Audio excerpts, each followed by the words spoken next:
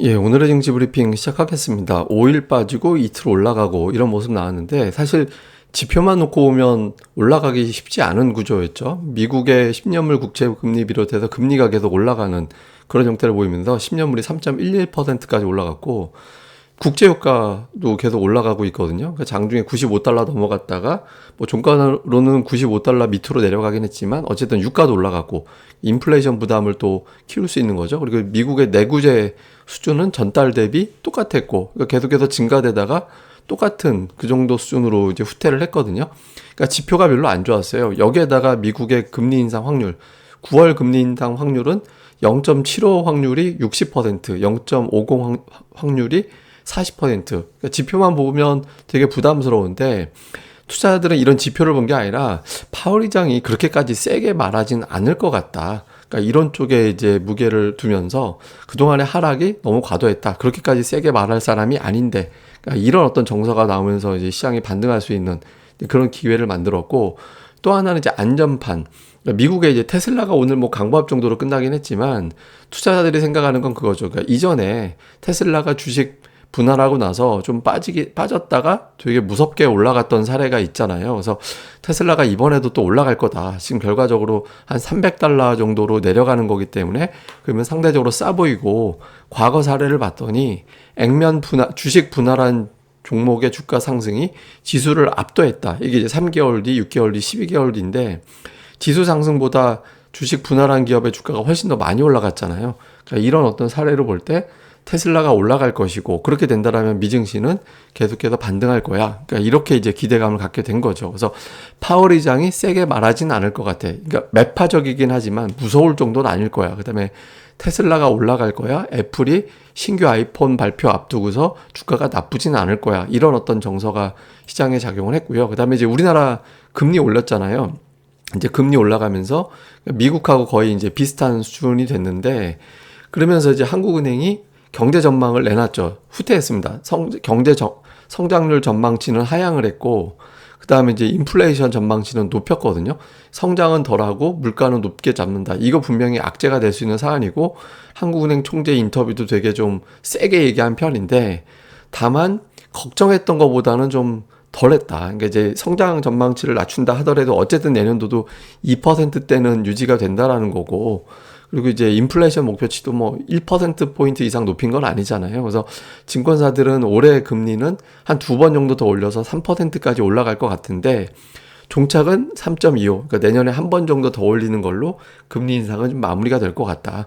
그러니까 이렇게 이제 분석이 돼서 그렇게 뭐 겁먹을 정도의 금통위는 아니었다. 뭐 매파적이긴 하지만 공포감에 빠질 정도의 내용은 아니어서 오히려 일정 지나간 거를 좀 긍정적으로 봐야 되지 않나? 불확실성 완화된 걸로 봐야 되지 않나? 그러니까 이런 정서가 있었던 것 같습니다. 그 다음에 또 하나는 수급적인 요인인데 이게 현대로템 거래대금 추이거든요. 이거 보세요. 19일에 지난주에 하루에 뭐 1,000억대 왔다 갔다 2,000억 안 되던 게 지금 이번 주 들어서 어마어마하게 커져서 어제 같은 경우 거래대금이 1조 원 넘었었거든요. 거래대금 1조 원이고 오늘은 이제 어제 대비 한 40% 조금 안 되는 수준으로 줄어들었죠. 근데 이게 시장의 블랙홀 역할을 했거든요. 이게 주가가 올라가거나 내려가거나 그건 상관이 없는데 어제 코스피 전체 거래대금이 8조였는데 이 종목 하나에 1조 원이 돼버리면 수급이 쏠리잖아요. 다른 쪽 팔아서 이쪽 가서 단타라도 쳐야지 이거하고 비싼 종목 찾아야지 이렇게 되는데 거래대금이 이제 줄면서 여기에 대한 관심도가 좀 낮아졌죠. 물론 지금도 무지하게 높은 거래대금이긴 한데 향후에 현대로템 같은 이런 태조 이방원 쪽의 거래대금이 좀 줄어드는지, 그러니까 이쪽으로 거래대금이 줄어들면 다른 쪽으로 좀 숨통이 튀게 되거든요. 그러니까 집중도가 좀 떨어진 점도 시장에서는 이제 좀 다른 종목으로 돌릴 수 있는 그런 여유가 생겼던 것 같습니다. 그리고 무엇보다 오늘 외국인들이 매수를 했잖아요. 그러니까 기관도 매수를 했는데 특히 기관은 금융투자 매수라는 게 좀 흠이긴 한데 어쨌든 기관이 코스닥 연속 매수한 거는 한 달 만에 처음이거든요. 지금 이틀 연속 매수가 거의 없었는데 1개월 만에 이틀 연속해서 코스닥을 매수했다. 그러니까 상승 종목이 더 많을 수 있는 그런 환경을 만들어줬고 외국인들이 코스피는 별의별 일이 나와도 대량으로 팔지는 않는 그런 상황이 생기고 있죠. 그리고 삼성전자를 샀어요.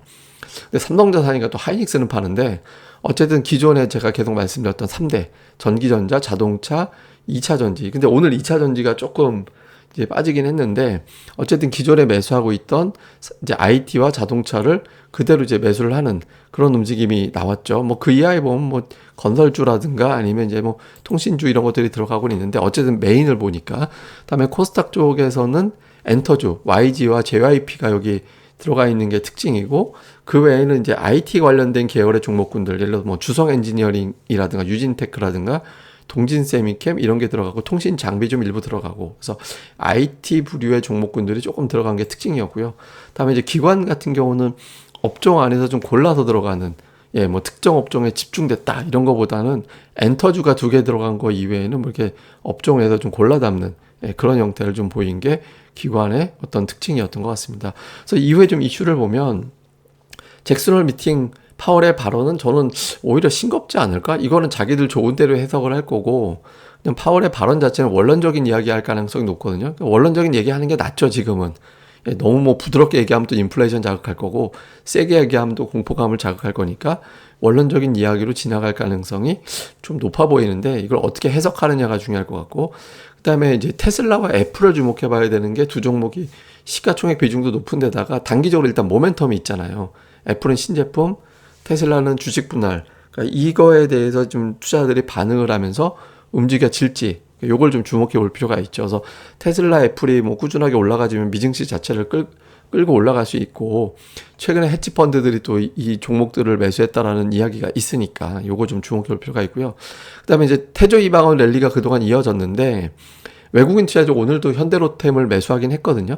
근데 어쨌든 외국인 투자자들이 여기서 매수를 코스피 순매수를 2천억 원 이상을 늘리면 태조 이방원을 매수하는 게 아니라 전기전자, 2차전지, 자동차 그 외에 이런 것들을 매수하는 게 되거든요. 그러니까 외국인들이 지금같이 매수하면 태조 이방원 정도의 힘이 아직까지는 계속 이어질 가능성이 높고 매수를 늘린다면 저쪽에 쏠려있던 관심이 다른 쪽으로 넘어오게 될 수 있거든요. 그래서 외국인들 매수 강도 주목해 볼 필요가 있습니다. 근데 오늘 뭐 특징주는 사실 웬만한 종목은 다 올라가서 특징주라고 여기 이제 언급하는 게 게임이라고 썼네요. 근데 어쨌든 의미는 없는 것 같아서 뭐 특징주 설명은 생략을 하겠습니다. 근데 어쨌든 제가 어제도 기술적인 들은 말씀드렸지만 코스피는 61선, 삼성전자는 60월선 이게 각각 중요하다라고 말씀을 드렸는데 일단 지지가 되는 모양새가 됐거든요. 그래서 코스피 기준으로 보면은 어저께 종가 정도 되는 위치 그리고 그러니까 2,450 정도 그다음에 삼성전자 기준으로 59,000원을 향후에 좀 다시 안 보는 게 중요하거든요. 그래서 그게 된다라면 좀 지수가 좀 편안하게 갈 수 있고 그걸 위협한다라면 이제 삼성전자는 한 4, 5% 정도 아래 코스피는 2,400 이하까지를 염두에 둬야 되는 거고 그렇게 되면 올라가는 종목은 여전히 이제 최근에 강했던 종목군들 이쪽이 되는 거고 이게 다시는 안 보게 된다라면 수출주라든가 이런 쪽으로 조금 더 관심이 넘어갈 수 있기 때문에 지수가 어디 더 지지되는지도 잘 보시는 게 중요할 것 같습니다. 예, 그리고 이제 카페 다시 한번 안내해 드리면 네이버에서 고릴라 리서치라고 검색을 하시면 카페 오실 수 있고요. 특히 이제 종목 리포트에 여러 가지 종목들 이제 공부하는 코너로 만들어 놨으니까 여기서 이제 종목 공부도 좀 같이 좀 해주시고 또 이제 좀 같이 할 내용들 올려주시면 서로 또 도움이 되니까 네이버에서 고릴라 리서치 검색해 주시고 또 카페 많이 방문도 부탁을 드리겠습니다. 예, 그럼 감사합니다. 저는 또 다음 방송에서 뵙겠습니다.